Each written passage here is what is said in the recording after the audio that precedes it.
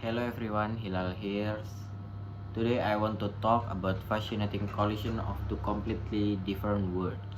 The traditional hands-on world of agriculture and the highly structured systematic world of computer technology.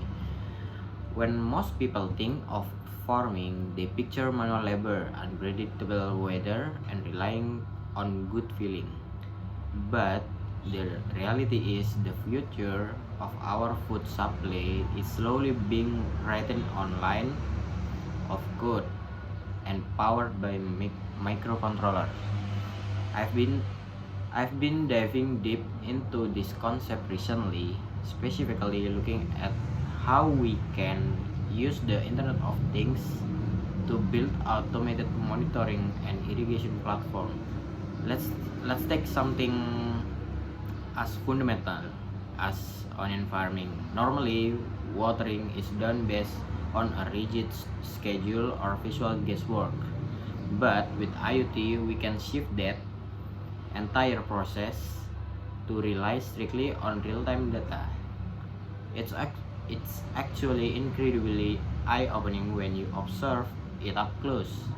Even during a simple 1 week observation, just monitoring onions planted in a small aquarium setup, you realize how much data is hidden right there in the dirt. You put a moisture sensor in the soil, and sometimes the hardware logic forces you to change your perspective. You might assume that water soil means a higher number on the screen, right? But practically, the drier of soil gets, the higher the analog digital converter value from the sensor. Dealing with this counterintuitive technical details really trains you to think systematically. You can't guess, you have to follow the data. But here is where technology truly shines. We don't just use that sensor data to simply water pump on and off. That that's just the first step.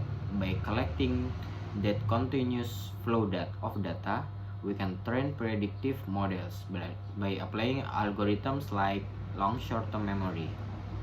We can actually predict the crop's exact water requirement in advance based on past trends. The irrigation system stops being merely reactive and becomes completely proactive.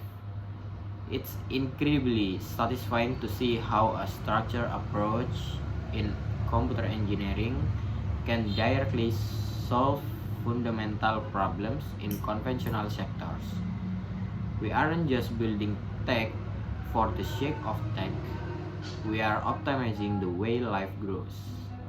That's my mind thought for today. Thank you so much for listening. I'm out. Thank you.